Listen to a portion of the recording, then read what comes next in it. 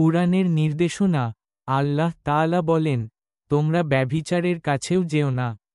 এটি অশ্লীল কাজ এবং খুবই খারাপ পথ। সূরা আল ইসরা, আয়াত ৩২। স্বামীর বাইরে সম্পর্ক। একজন বিবাহিত নারী যদি স্বামী ছাড়া অন্য কারো সঙ্গে শারীরিক সম্পর্ক করে, তাহলে তা ইসলামে ব্যভিচার, জিনা বলে গণ্য হয়।